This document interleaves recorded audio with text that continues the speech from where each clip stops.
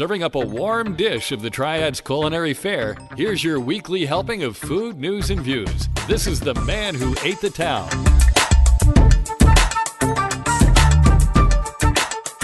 Hey folks, and welcome to episode number 59 of the Man Who Ate the Town podcast. This is for the week of January the 16th through the 22nd, 2018, the first show of 2018. My name is Tim Beeman, and I am opening the recipe box.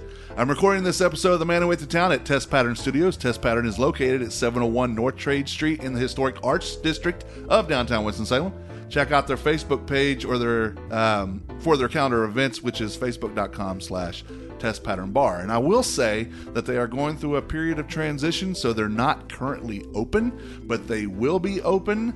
I believe they're going to change the name of Test Pattern. There's going to be a whole lot of things coming, so just keep an eye on that because they will keep that Facebook page until the transition is completed. But thank them for us having a spot to record the show. And I say us because you're used to Stephanie making some appearances here because we collectively are the Man Who Ate the Town. But we have something new happening starting this week. I'm joined by a brand new co-host. The plan is for her to be a permanent addition to the show. She'll be bringing you some food news and things with me as well. She's no stranger to the show. She's been on it before. And I thought she did a fantastic job, and I wanted the personality, the voice, the know-how, because she knows how to talk into a microphone without being a bunch of ums, and stuttering. She knows how to talk, and that's good.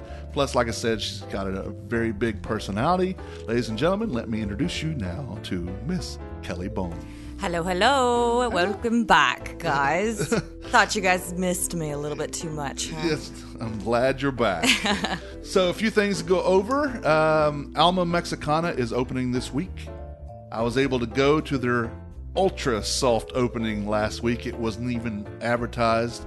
You and I are both part of the PCG, and yep. Claire had actually said she was looking for people. I said, I can come by there. And let me tell you, it was packed because people stumbled across it. Yeah. Which means it's a good thing because it's visible and people are like, wonder what that is. Let's go look. So they kind of let anybody come in. Yeah, That's absolutely. Awesome. It was, let's see how this goes. Well, usually soft openings are only family friend invite. And a lot of the times it's to prepare the kitchens to get used to this is what's going to happen. Yeah. Get them used to cooking the menu items, and it gets them used to kind of getting into that rut. And a lot of the times these events aren't really what they want them to be because there's not enough people. Yeah. And so it's kind of awesome that they did that and let some of the open public come in too, just because they were curious, because that's really going to give their staff an idea. Yeah, exactly. An idea of what they're going to get hit with. Yeah. It was a lot of people coming in and out. And I talked to Claire. It was only one day. It was during the day only. It wasn't a nighttime thing. And she said it was a bit porchy, as she said. It was her words. Claire Calvin, who owns the Porch and the new canteen coming on 4th Street. She says it is a little bit porchy during the day, but at night it will be different. They're going to do a little bit more fine dining. Yeah, a little more fine dining aspect, but the place is not huge, so it's not that big. From what I can tell, it is kind of porchy for lunch, but dinner is going to be a little more adventurous, I would say. I'm excited. We need something like that, especially in that realm of food. Yeah, and in that area. Yeah. Because this is the first big thing that's opened in the power plant. Yeah. I'm not going, because I was there on unofficial business, I'm not going to talk about the food or anything, because the whole point was she wanted feedback, and I'm supposed to talk with her this week about my questions or comments that I had, but I promised I wouldn't talk about the food. He's keeping secrets about the food, guys. Yeah, well, there's nothing. I mean, it's the Porch, so it's good. But there are some questions that I had about why they're doing a couple of the things that they're doing, or why some things aren't there even. So I will say that the inside was bright because it's a lot of windows. The decor fit the bill, but I'm not sure if I understand the Mexicana aspect in there. Okay. There was big chalkboards, so they had, the Dias de Muertos. Dios They de had- los yeah, Muertos. Yeah, they had the skeleton up there with the gaucho outfit on and stuff like that, and it was all drawn. Okay. And it said, opening soon. And there was some cactuses and some, like steer skulls and stuff. Not real ones, but, Yeah. So insinuated stuff. But it's still, I don't know if I understood the theme, but it still looked really, really good. It was a nice place. The food that I tasted was good. And like I said, I have questions and comments that I will talk to Claire about this week. And Willow's is coming back this Wednesday. Will and Norb, along with Chef Travis and Brent, replaced the much maligned kitchen Oh, floor. it was terrible. And resealed the dining room floors as well. When you walked in the kitchen, you almost fell through the floor to the basement. Yeah. So that's you, Kelly, who probably weigh 85 pounds soaking wet. And can you imagine my 300 plus pound bulky mass? Oh, we called it Frankenstein floors. They were terrible. What was it made of? I think it was like some sort of roofing material. It definitely had like the metal bindings in it and the rubber and whatnot. Yeah. And literally, it was said that was the only thing holding everything up. And that was the thing that all the servers and managers and kitchen staff cursed at, because you could wear non-slip shoes and you would still slip. And I get it. I understand why it happened and why it needed to be there and what they had to do to make it work. But I'm very grateful and happy that they have a brand new beautiful floor that is actually level. And I don't know, good luck to the staff and everybody else on walking on a level floor, because I'm sure it's going to take some getting used to. Well, I went by there yesterday, and Chef Travis and Ryan Oberly were working underneath.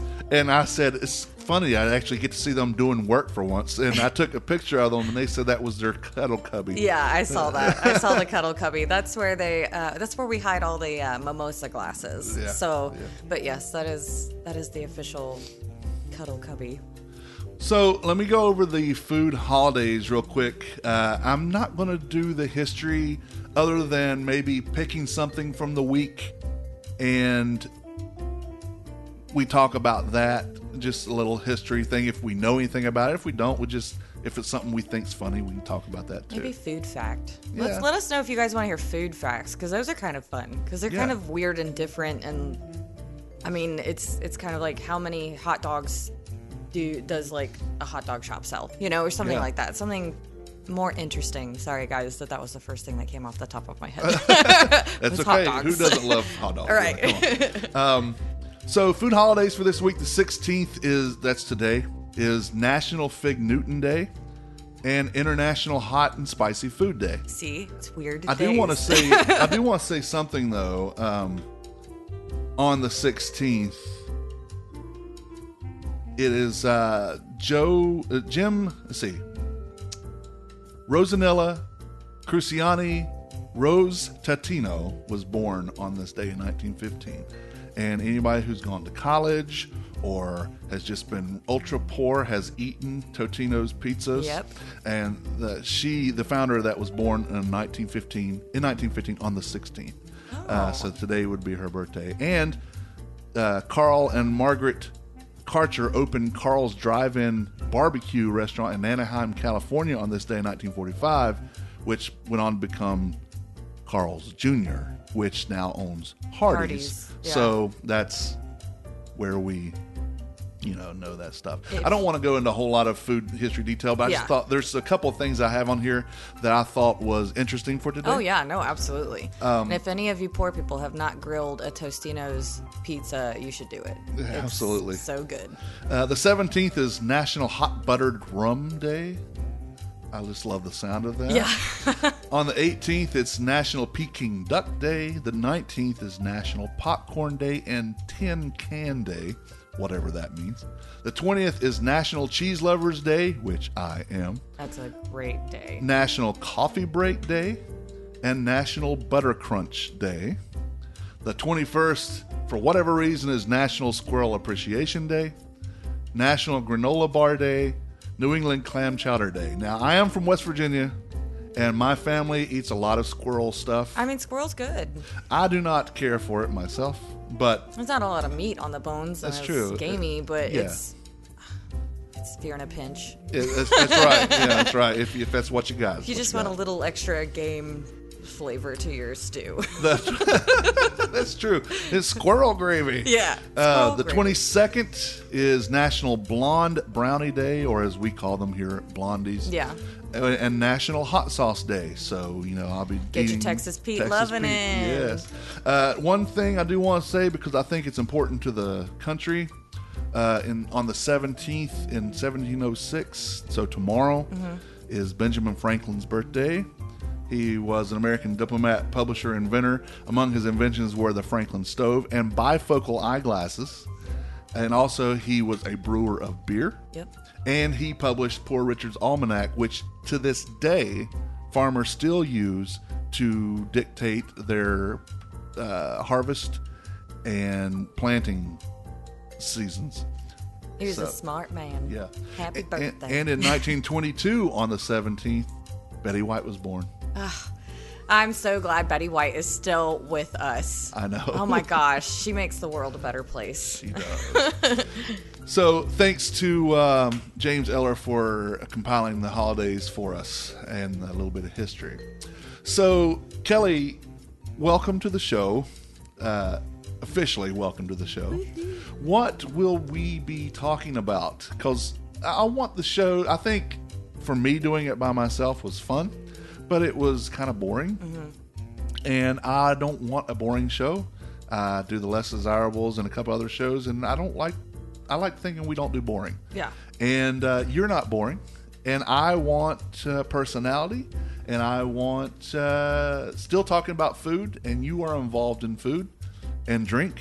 So we'll talk food and drink. Yeah. But what are some things that we're going to talk about?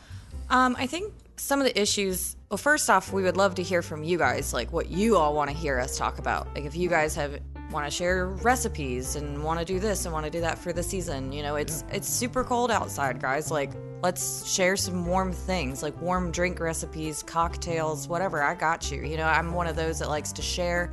We can do that. Or if there's issues you guys want to talk about, like grocery stores, like we're not a food desert, considering we have 5 million restaurants, but we are a food desert because we don't have grocery stores.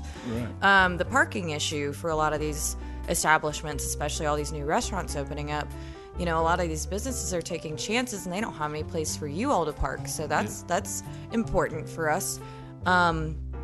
Diamonds in the rough, restaurants that are kind of in shady spots, but they're little gems and they're really great. Or the ones that aren't not in shady spots, but people don't know that they're there. Right, and they don't go. Yeah. There's a lot of restaurants that are kind of on the outskirts of town, and it's not that people don't know. People don't know where they are. I don't think people want to venture out of their comfort zones. Or it's someplace they don't necessarily think of. Right. Because there's plenty of restaurants that once Stephanie and I'll go, we're like, we could have gone here right. instead. And it's how do we bring that more to the forefront? Right.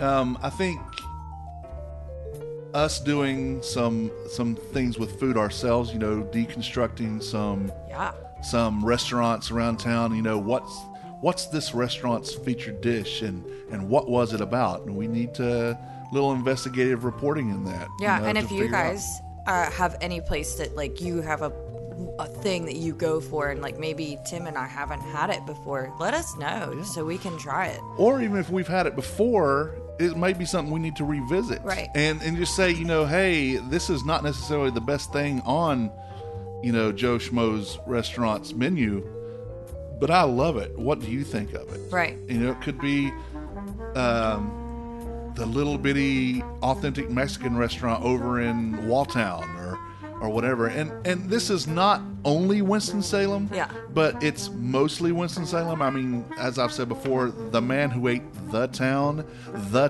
is Winston-Salem. Yeah.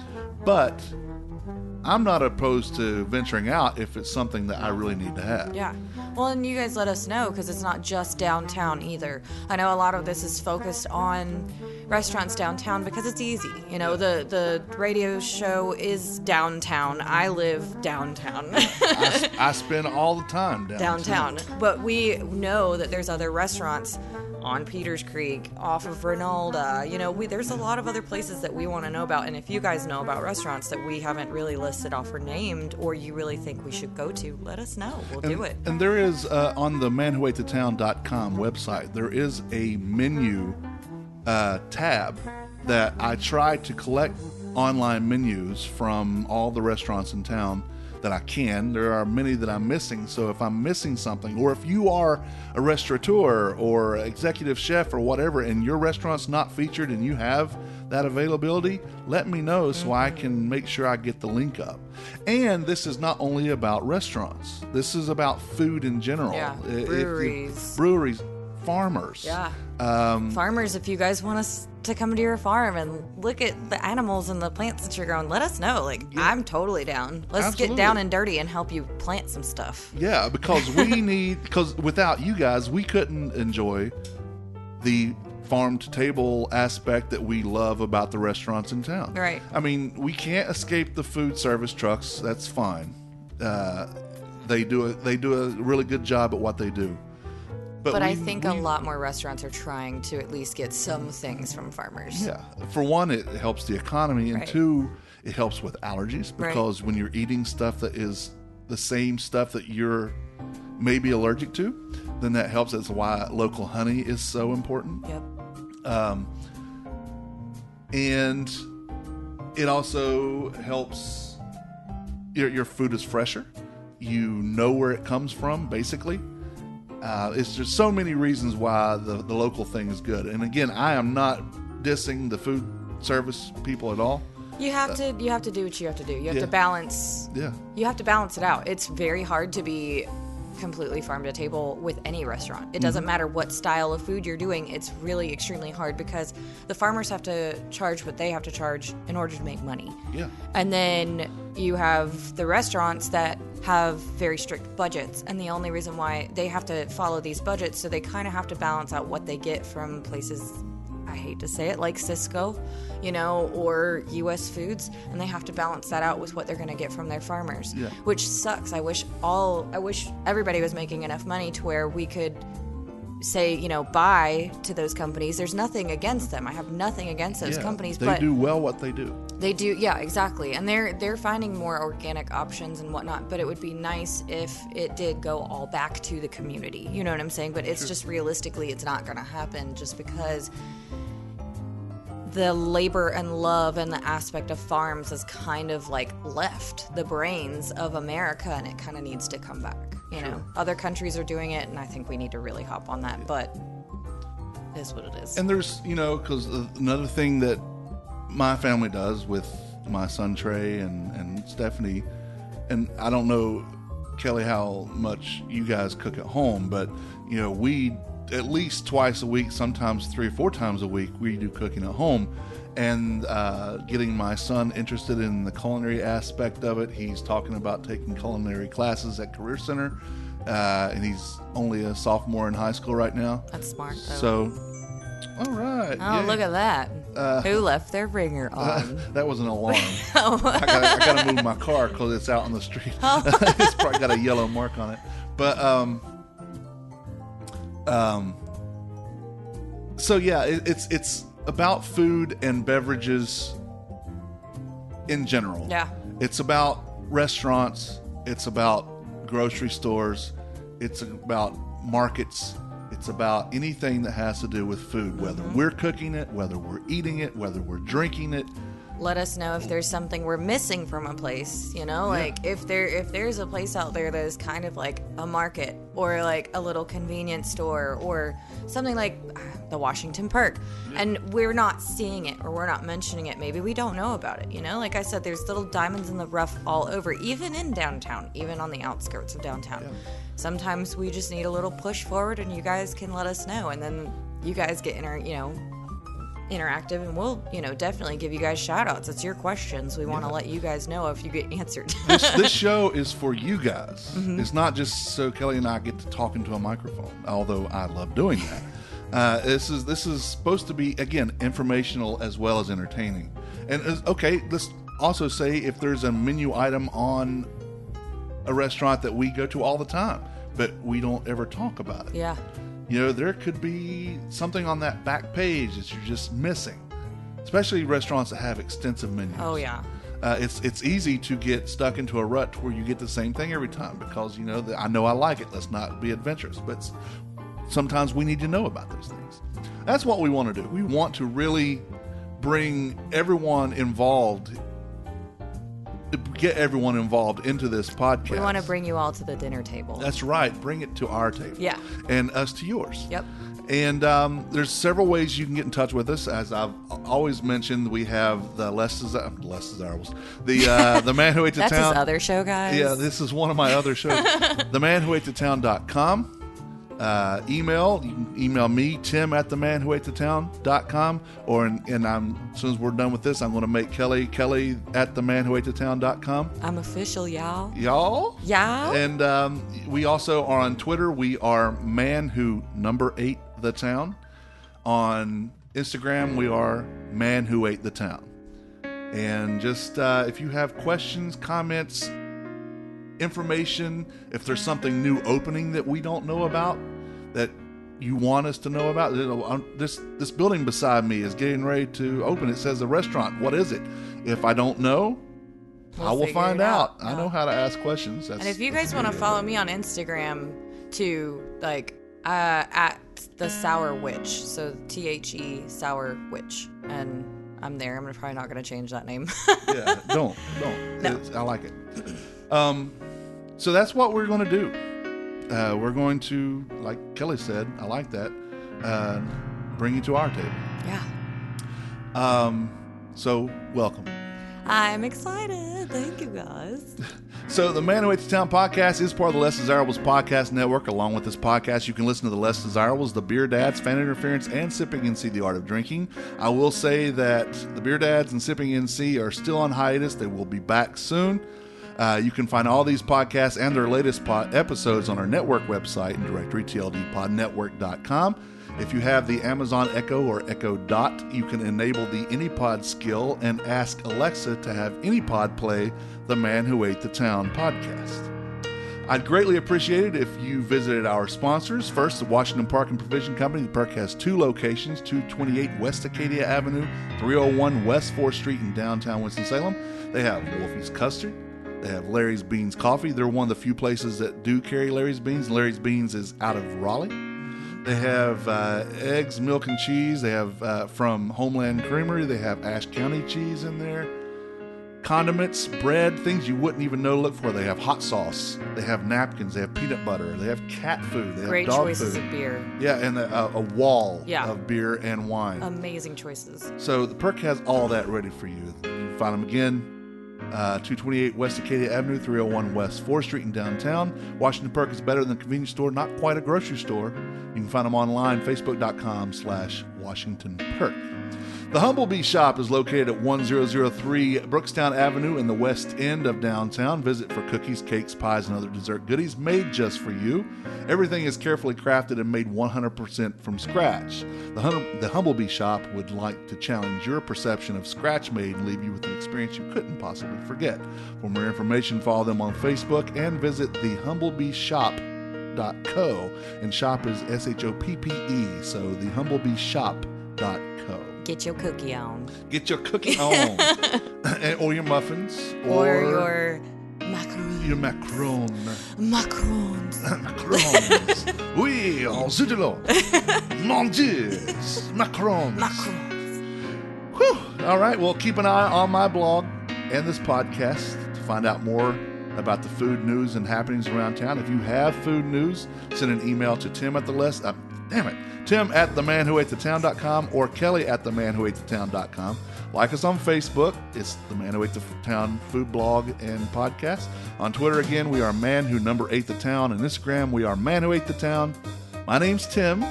And I'm Kelly. And we are closing the recipe box. Until next time, thank you for reading. Thank you for listening. Bon appetit.